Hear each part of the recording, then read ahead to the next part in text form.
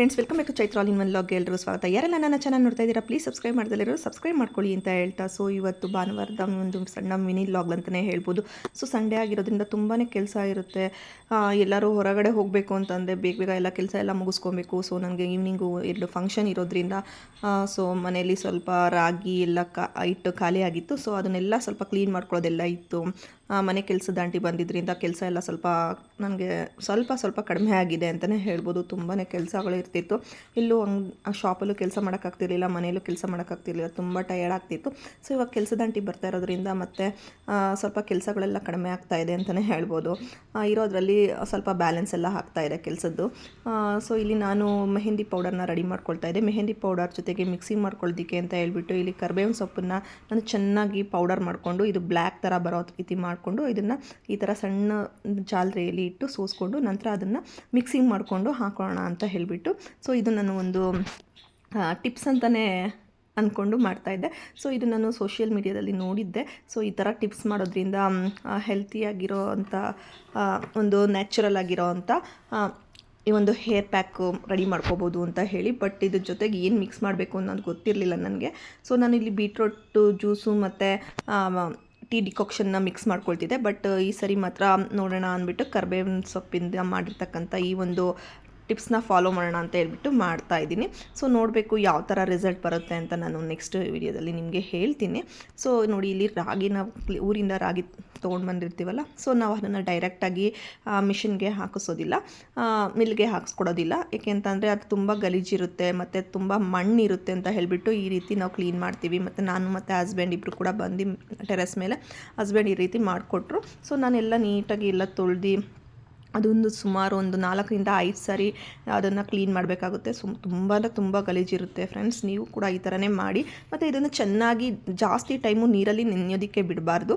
So ಬೇಗ clean ಮಾಡಿ ಅದನ್ನು ವಾಶ್ ಮಾಡಿ ಒಣಗಾಕಬೇಕು. ತುಂಬ ನೆನೆಯೋದಕ್ಕೆ ಬಿಟ್ಟರೆ ಹಿಟ್ಟು ತುಂಬ ಇದಾಗಿ ಬರುತ್ತೆ, ತುಂಬ ಚೆನ್ನಾಗಿ ಮುದ್ದೆ ಮಾಡೋದಕ್ಕೆ ಆಗೋದಿಲ್ಲ. ಹಾಗಾಗಿ ನಾನು ಇಲ್ಲೆಲ್ಲ ವಾಶ್ ಮಾಡಿ ಚೆನ್ನಾಗಿ ಕ್ಲೀನ್ ಮಾಡಿ, ಸೊ ನೋಡಿ ಈ ಥರ ಕಲರ್ ಬರೋ ಥರ ನೀಟಾಗಿ ಕ್ಲೀನ್ ಮಾಡಿದೆ.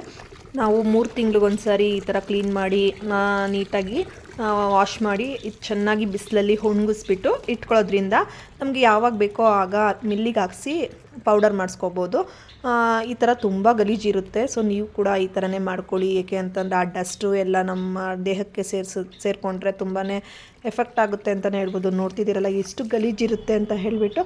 ಸೊ ನಾನು ಕ್ಲೀನ್ ಮಾಡಿದಾಗ ಯಾವ ಥರ ಇತ್ತು ಮತ್ತು ಕ್ಲೀನ್ ಮಾಡೋದಕ್ಕಿಂತ ಮುಂಚೆ ಯಾವ ಥರ ಇತ್ತು ಅಂತ ನೋಡಿದ್ರಲ್ವ. ಸೊ ನೋಡಿ, ಈ ಥರ ನಾನೆಲ್ಲ ನೀಟಾಗಿ ಒಂದು ಸೀರೆ ಎಲ್ಲ ಹಾಕಿ ವೇಸ್ಟ್ ಸ್ಯಾರಿನ ಇರುತ್ತಲ್ಲ ಮನೆಯಲ್ಲಿ, ಸೊ ಆ ಥರದ್ದೆಲ್ಲ ಹಾಕಿ ಇಲ್ಲಿ ಪಾರಿವಾಳದ್ದೆಲ್ಲ ತುಂಬಾ ನನಗೆ ಹಿಂಸೆ ಆಗುತ್ತೆ. ಸೊ ಹಾಗಾಗಿ ನೀಟಾಗಿ ಎಲ್ಲ ಕ್ಲೋಸ್ ಮಾಡ್ತೀನಿ. ಈ ಥರ ನೀಟಾಗಿ ಹರಡಿ ಇದನ್ನು 2-3 ದಿವಸ ಚೆನ್ನಾಗಿ ಬಿಸಿಲಲ್ಲಿ ಒಣಗಿಸ್ಬೇಕಾಗುತ್ತೆ. ಏಕೆಂದರೆ ನೀರಲ್ಲಿ ತೊಳೆದಿರ್ತೀವಲ್ವ, ಹಾಗಾಗಿ ಮುದ್ದೆ ಎಲ್ಲ ಮಾಡಬೇಕಾದ್ರೆ ನಮಗೆ ಒಂದು ಹದವಾಗಿ ಬರೋದಿಲ್ಲ. ಇಲ್ಲ ಅಂದರೆ ಹಸಿಯಾಗಿದ್ದರೆ, ಮತ್ತು ಇದು ನಾನು 3-4 ತಿಂಗಳು ಯೂಸ್ ಮಾಡೋದ್ರಿಂದ ಇದನ್ನು ಸ್ವಲ್ಪ ಜಾಸ್ತಿ ದಿವಸ ಮಡಗೋದ್ರಿಂದ ಸೊ ಇದನ್ನು ನೀಟಾಗಿ ನಾನು ಒಣಗಿಸ್ಬಿಟ್ಟು ಒಂದು 3-4 ಟೈಮ್ಸು ಬಿಸಿಲಲ್ಲಿ ಹರಡಿ ಈ ಥರ ತುಂಬ ಗರಿಗರಿಯಾಗಿ ಇದಾಗಿ ಚೆನ್ನಾಗಿ ಒಣಗಬೇಕು ರಾಗಿ. ಸೊ ನೀವೇನಾದರೂ ಈ ಥರ ಟೆರೆಸ್ ಮೇಲೆಲ್ಲ ಏನಾದರೂ ಒಂದು ಹರಡಿದಾಗ ಪಾರಿವಾಳ ಬರೋದಾಗಲಿ, ಆ ಥರ ಬರ್ಡ್ಸ್ಗಳೆಲ್ಲ ಬಂದು ಇದನ್ನೆಲ್ಲ ತಿನ್ನೋದಾಗಲಿ ಮಾಡುತ್ತವಲ್ಲ, ಸೊ ಈ ಥರ ಒಂದು ಟ್ರಿಕ್ಸ್ನ ಯೂಸ್ ಮಾಡಿ ಈ ಥರ ನೋಡಿ ನಾನು ಸ್ಯಾರೀಸ್ನ ಈ ಥರ ಸ್ವಲ್ಪ ದೊಡ್ಡದಾಗಿ ಮಾಡಿದ್ದೀನಿ. ಸೊ ದೊಡ್ಡದಾಗಿ ಮಾಡಿ ನಮಗೆ ಒಂದು ಅರ್ಧ ಸೀರೆ ಅಷ್ಟು ಮಾತ್ರ ನಾನು ಹರಡ್ಕೊಂಡು ಮತ್ತೆ ಅದ್ರ ಮೇಲೆ ಕ್ಲೋಸ್ ಮಾಡ್ಕೊಳ್ತೀನಿ. ಸೊ ಕ್ಲೋಸ್ ಮಾಡಿಬಿಟ್ಟು ನಾನು ಇಲ್ಲಿ ಬಟ್ಟೆ ಕ್ಲಿಪ್ ಬರುತ್ತೆ ಗೊತ್ತಾ, ಸೊ ಆ ಬಟ್ಟೆ ಕ್ಲಿಪ್ಸ್ನ ನಾನು ನೀಟಾಗಿ ಫೋಲ್ಡ್ ಮಾಡಿ ಸುತ್ತಾನು ನಾನು ಹಾಕ್ಕೊಂಡು ಬರ್ತೀನಿ. ಸೊ ಹಾಗಾಗಿ ಪಾರಿವಾಳಗಳು ಬಂದು ಹರಡೋದು ಎಲ್ಲ ಮಾಡೋದಕ್ಕೂ ಆಗೋದಿಲ್ಲ. ಯಾವುದೇ ಪಕ್ಷಿಗಳು ಕೂಡ ಬಂದ್ರೂ ಕೂಡ ಯಾವುದೇ ರೀತಿ ಹರಡೋದಾಗಲಿ ಅದೆಲ್ಲ ಮಾಡೋದಕ್ಕೆ ಆಗೋದಿಲ್ಲ. ಸೊ ನೀಟಾಗಿ ಕ್ಲಿಪ್ಸ್ನ ಹಾಕಿ ಇದು ಮಾಡಬೇಕಾಗುತ್ತೆ. ಇಲ್ಲ ಅಂತಂದರೆ ಪಾರಿವಾಳಗಳು ತುಂಬಾ ಇದ್ದಾವೆ.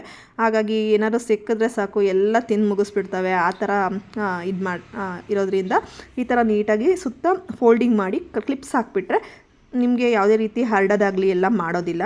ಸೊ ನೀಟಾಗೂ ಇರುತ್ತೆ ಕೂಡ. ಸೊ ನಂತರ ನಾನು ಈವ್ನಿಂಗು ಒಂದು 2 ಮದುವೆ ಇದೆ. ಸೊ ಆ ಮದುವೆ ಅಟೆಂಡ್ ಮಾಡೋದಕ್ಕೆ ಅಂತ ಹೇಳಿಬಿಟ್ಟು ಸ್ವಲ್ಪ ನೈಲ್ ಪಾಲಿಷ್ನೆಲ್ಲ ರಿಮೂವ್ ಮಾಡಿಬಿಟ್ಟು ನಂತರ ಸ್ವಲ್ಪ ಸೆಲ್ಫ್ ಕೇರ್ ಎಲ್ಲ ಸ್ವಲ್ಪ ಕಡಿಮೆ ಆಗಿಬಿಟ್ಟಿತ್ತು.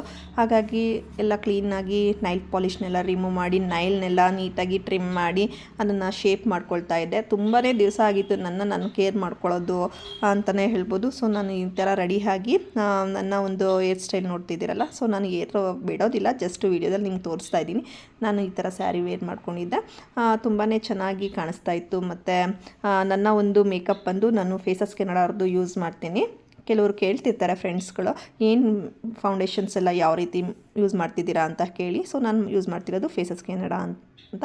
ಸೊ ನನ್ನ ಮದುವೆ ಎಲ್ಲ ಮುಗಿಸ್ಕೊಂಡು ನನ್ನ ಈ ಒಂದು ಸಂಡೇ ಈ ರೀತಿ ಇತ್ತು ಅಂತಲೇ ಹೇಳ್ತಾ ಇವತ್ತಿನ ವೀಡಿಯೋ ಇಲ್ಲಿಗೆ ಎಂಡ್ ಮಾಡ್ತಾ ಇದ್ದೀನಿ. ಫ್ರೆಂಡ್ಸ್, ಯಾರೆಲ್ಲ ನನ್ನ ಚಾನಲ್ ನೋಡ್ತಾ ಇದ್ದೀರಾ ಪ್ಲೀಸ್ ಸಬ್ಸ್ಕ್ರೈಬ್ ಮಾಡ್ಕೊಂಡು ನೋಡಿ ಅಂತ ಹೇಳ್ತಾ ಥ್ಯಾಂಕ್ ಯು ಫಾರ್ ವಾಚಿಂಗ್.